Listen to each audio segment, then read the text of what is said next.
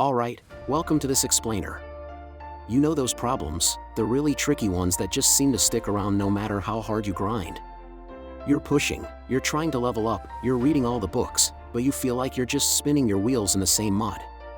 I bet you know that feeling. Well, today we're going to break down a super powerful and honestly, kind of counterintuitive strategy to finally break that loop. It's not about doing more. It's not about adding another productivity app or a louder morning routine. No, the solution is way simpler. It's almost ancient really. It is the strategic act of disappearing. We call it ghost mode. But this isn't about running away.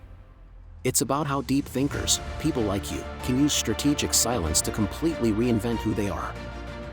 So let's just start with this. Most people think reinvention happens in public. They announce their new goals on social media, they tell their friends they're changing, and they look for validation before they've even started.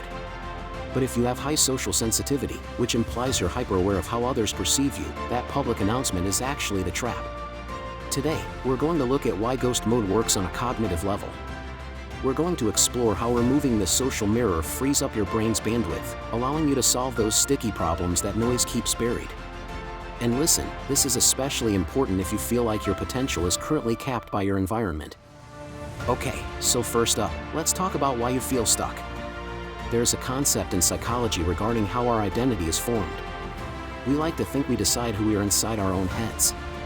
But really, a huge part of your identity is outsourced to the people around you. It's a feedback loop. You act a certain way, people expect that behavior, so you keep acting that way to maintain social consistency.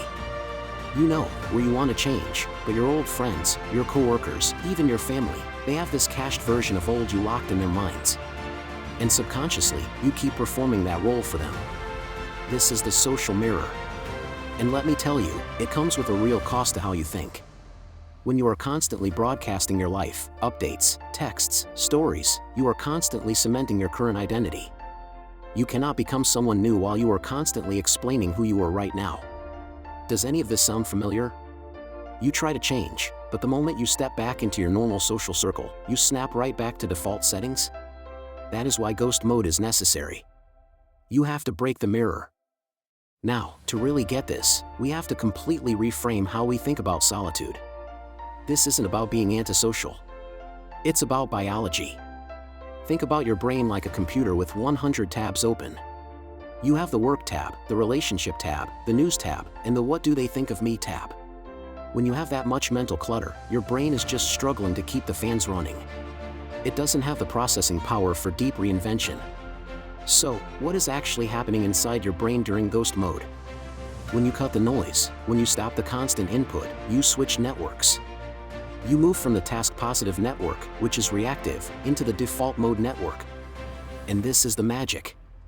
This is where your brain starts connecting dots that didn't seem related before. It's where aha moments come from. I love this quote by Tesla, who is the ultimate ghost mode practitioner. He said, "The mind is sharper and keener in seclusion and uninterrupted solitude." He wasn't trying to be poetic. He was talking about cognitive efficiency. When you enter ghost mode for a set period, say, 3 to 6 months, you are essentially giving your brain a hard reset. You are reclaiming the dopamine that usually gets wasted on scrolling and small talk, and you are redirecting it toward one specific purpose, building the new you. Okay, so how exactly does this work? How do you do this without ruining your life? Because, let's be clear, this is a strategic act. You aren't moving to a cave. You are just changing your availability. Step 1, the soft exit. You don't make a big announcement. You don't post "I'm taking a break." That's just ego looking for attention. You simply fade. You stop replying instantly. You decline the invitations that don't serve your future. You become hard to reach. And let me tell you, people will get annoyed. They might even get worried. But this boundary? It's the fence around your factory. You need it to build. Step 2, the monomaniacal focus. Once you have cleared the calendar, you have to fill that void with one thing. Ghost mode isn't a vacation. It's a boot camp. You know those problems we talked about at the start?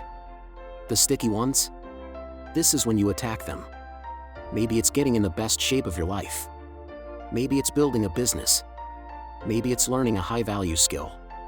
You take all that energy you used to spend on maintaining your social image, and you pour it into building your actual competence. And here is the counterintuitive part: you do it in silence. You don't tell anyone what you're working on. Why? Because psychology tells us that telling people your goals gives you a premature dopamine hit, which actually makes you less likely to achieve them.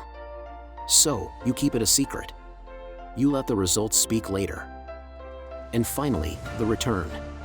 After 3 months, or 6 months, of this deep focus, something really cool happens. You re-enter the world. But you don't fit in the old box anymore. The social mirror is broken because you've changed so much that people's old expectations don't stick to you. You have new leverage. You have new confidence. Not because you faked it till you made it, but because you actually did the work when no one was watching. You become unrecognizable. And in a world that is obsessed with oversharing, being mysterious, being a bit of a ghost, is actually a massive power move. So, what are the big takeaways here? We live in a noisy world that demands your constant attention. But your attention is the only currency you have to buy your freedom. If you feel stuck, if you feel like the old you is holding you back, maybe it's time to go dark. Maybe it's time to stop broadcasting and start building. So really, there's only one question left for you. Are you brave enough to be forgotten for a little while, so you can be remembered for something better later? What's the problem you're gonna walk away with? Now subscribe, like and comment for more.